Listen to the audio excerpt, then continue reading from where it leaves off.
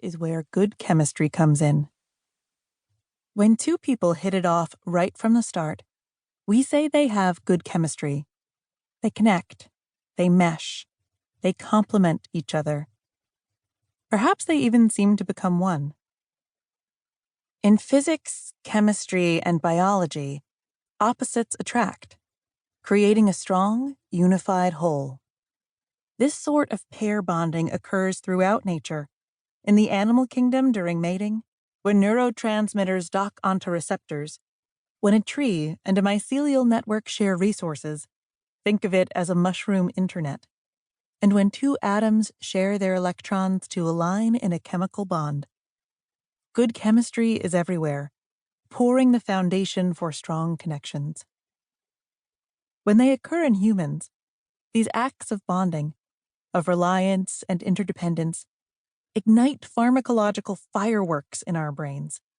They are referred to as affiliative behaviors and are designed to reward us chemically, helping to ensure our survival.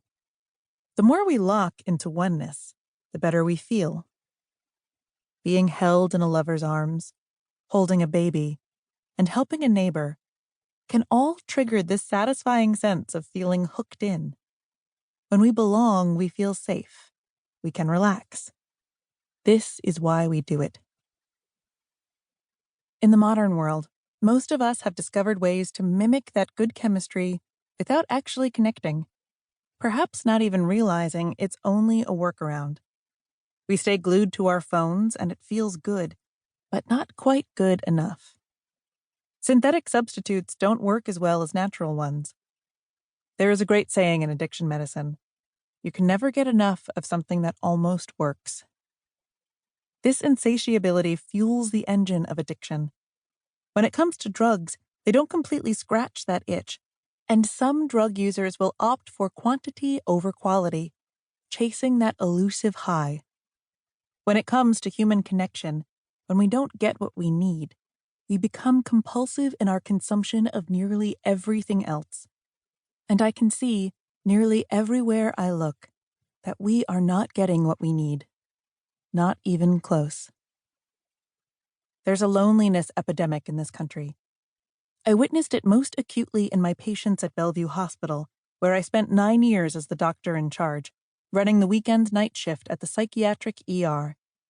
But I also see it now, in my private practice patients in New York City. They don't have enough meaningful connections in their lives, and it hurts. One definition of patient is one who suffers. Using that, I feel like I can diagnose the whole city. I see this sense of isolation on the streets and subways and trains of my commute. Most frightening of all, I now notice that same terror of loneliness in the searching eyes of babies faced with the back of a cell phone. The vicious cycle of loneliness and being glued to our screens is the elephant in the room. We don't want to talk about it because then we will have to do something about it.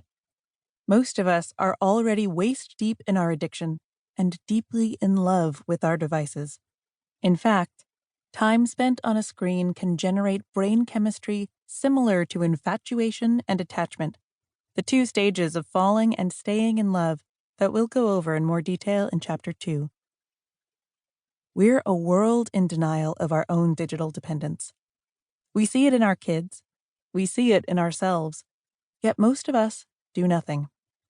We simply don't want to stop, even though the message from the data is clear. More time alone with your glowing screen makes you more unhappy. Several longitudinal studies of teenagers show a direct correlation, with unhappiness rising proportionally as screen time increases. In an unrelated study, it's curious to see that in adults, screen time is rising as they are having sex less frequently. Taking on the world's traumas is too much for any of us to bear. We're not built for it. Heavy users of social media are more likely to be depressed and lonely, and a recent study showed that decreasing your screen time by even 30 minutes a day can help you feel less lonely and depressed. We all know our screens aren't the answer. Everywhere people are starving for human connection, physical touch, even sustained eye contact. Formal